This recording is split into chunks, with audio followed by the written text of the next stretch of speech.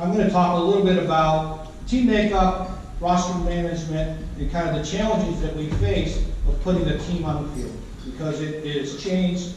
It's changed dramatically, and I'm sure Coach Andrews and Danny can attest to a lot of the things, the way things used to be and how it's evolved.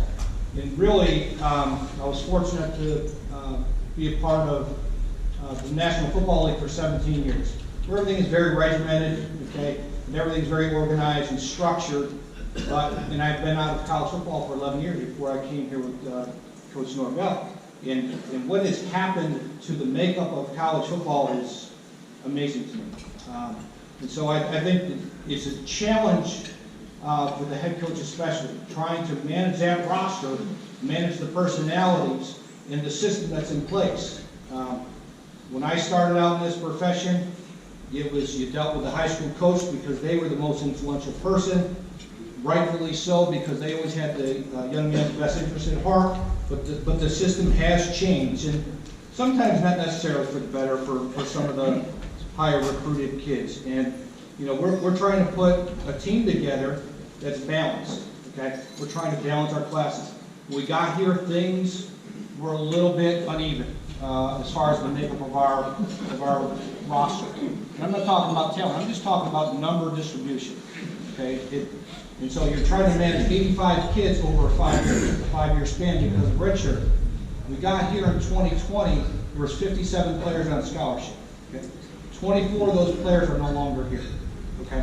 No fault, you know, one graduated, 6 transferred to Power 5 conferences, 8 went to Group of 5 conferences, 6 went to the NFL, 2 are out of football, and 1 went to junior college, went back to junior college. So this past year, 77% of our roster was made up of freshmen, redshirt freshmen, and sophomores, which bodes well for us for the future. Okay. What happened with COVID, okay, that allowed the teams that were senior laden, like Wake Forest, like Pittsburgh, like NC State, to have almost an unfair advantage with their super senior classes. We had 10 super seniors. We brought in 7 of them when we got here, and 6 of them were transfers. Okay, so we really only had 3 guys that actually started at Florida State that actually made it to that super senior season. Where Wake Forest and Pittsburgh and NC State, they had upward to 20, 22 players that were playing almost their 6th year. And so, you know, all that stuff will even itself out as we go back down to 85 scholarships, no more super seniors. But that is the challenge of trying to balance our roster. People say, well, why did you take so many transfers the last, especially 2 years, and you know, last year? Just think of our defense without Jermaine Johnson or Kier Thomas or Jamie Robinson. Okay, we have to find ways to balance what we're doing, okay, with experience. We'd rather recruit them and develop them, okay, but it's becoming more like an NFL model where, and Lane Kiffin said it today, probably not the best way, but you know, it is free agency. It is a free agency system to help plug some holes on your team. And thank God we had it, and that's part of the equation now. But it is part of putting a roster together. Okay, the transfer portal was not part of, you know, the Bowden dynasty, and you know, it is part of things today where it's easy if you're not playing, if you don't like, you know, your situation, you can just walk out the door. And now with immediate eligibility, it makes for this carefree system of optional participation. Okay, you know, quarterbacks, okay, especially because only one quarterback plays at a time. Okay, and so they want to play. And if you've got really good talent at quarterback, and you've seen it at other places, you've seen it at our place with Chuba Purdy, but Ohio State and Oklahoma and some of these places where they just want to go and play. And so it's like musical chairs. In this day and age with information, they know what their best opportunity is to go get on the field. And so if we recruit well, we're always going to have quarterbacks transfer from these programs because that's what we want. We want competition. We want people to push each other. We want that talent pool to accumulate, but they're not going to sit still. They're going to go seek opportunities. That would be a great problem to have. Okay, so that's what we go. That's our goal for quarterbacks for the future. But just think of some of the things that how the game's evolved and changed, social media, okay? I mentioned the system has changed a little bit. Now there's 7-on-7 teams, there's handlers, there's trainers, there's early departures to the NFL, obviously the transfer portal. And now we add in name, image, likeness, okay, which is this thing that no one can define, although the rules are different in every single state. Okay, so name, image, likeness for us in the state of Florida, okay, is unique. We were one of the first states to actually enact a statute that allowed it, but at Florida State or any state institution, we cannot facilitate name, image, likeness for players on our team, and definitely not for anybody that we're recruiting. So there are other states that have different rules based on their state statutes or no statute. Okay, so this is a different time that we're in because the NCAA really has no teeth on it. They're trying, to investigate a couple of schools, but it really won't go anywhere because it's really not NCAA legislation. It's state statutes that govern it. So it's a very interesting time here in college football. I really just wanted to give you a little bit of some of the challenges, something like Coach Norvell faces every day. You're not only recruiting guys, from high school or junior college or guys in the portal, you're recruiting guys on your team to stay, making them feel like they're a part of it. And you're trying to create this team chemistry, the ultimate team game in football, when the system is kind of moving towards more of the meat or the eye. And so that's the challenge. It's really difficult for the head coach to balance all those things, and thank God we have somebody like Coach Norvell who embodies all of that stuff. And despite the changes, those old school values and all that stuff, our players are really, really bought into it, and it's really been a joy to be around them. So there have been some great changes in college football, and Danny will probably attest to this. The finances alone for players in this day and age have really, this story never gets told, okay?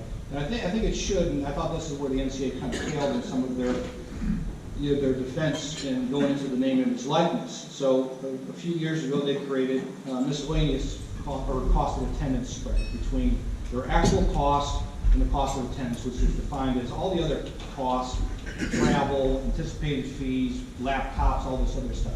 It's a very subjective number, okay? Our school, we're very fortunate that we are 5th in the country for in-state for miscellaneous costs, and we're actually 2nd in the country for out-of-state. So they actually get cash, okay? Our players in other sports get cash above and beyond their scholarship to a predetermined number by our Board of Trustees and Board of Governors, okay? So if you were an out-of-state young man or young woman playing a different sport, you would get up to $10,000 on top of your scholarship. That story never gets told. So these kids can live a life. They can do things. They can go out to dinner. They can pay for their cell phone. They can help their family in time of need. They can buy presents at Christmas. In-state kids for us in Florida about $8,500. Okay, so on top of that, there are certain things in the legislation where you couldn't use to feed players at all outside of their scholarship. And now, on top of the miscellaneous money, they also get snacks, which don't count. Okay, so we average spending about $3,700 a year per player on snacks. So so snacks for us is usually a box lunch, which for most people is a meal. Okay, so that's another way that we can help supplement. So on top of that, okay, there's the ones that their families are not as fortunate, and they will qualify for Pell Grants, which is it's a federal program, okay, for those that are familiar with the Pell Grant, to actually help people offset their education costs. Well, all of our players' education costs are met, so they can qualify up to $8,000 annually from the federal government, tax-free, that they put in their pocket. That does not go to reduce any of their costs. The NCAA lets them have it, the federal government lets them have it. So you start adding those things up, it's not so bad being a college student athlete in the state. Okay. On top of that, okay, here's the thing we're all trying to sort out right now, is part of the name, image, likeness. There was the lawsuit was the Alston decision. Okay. So basically what the Supreme Court said was that they agreed that players could benefit from their name, image, likeness. On top of that, they determined that any college student athlete could receive up to $6,000 in additional academic benefits, which is very loosely defined, which by some schools in the SEC is already defined as cash. So you start adding all those things up, okay? And college football does take care of, and college athletics in general, does take care of the student athletes. Their health and welfare is first. You know, we hire, mental health professionals, we have nutrition, we have everything an NFL franchise and then some. Okay, so, I'm here to kind of defend college football or college athletics, but, despite the system changing and us having to be so nimble, and our roster management changes, when I say daily, I'm not kidding. I mean, it does. Who's going in the portal, who might we recruit, who wants to transfer here, who wants to go to the NFL. I mean, it's a very complicated equation to think that you would have it all planned out. You do, and then it all changes the next day. So this is an interesting time for us, but more than happy to take your questions on any of these subjects or anything else, and appreciate you coming out tonight.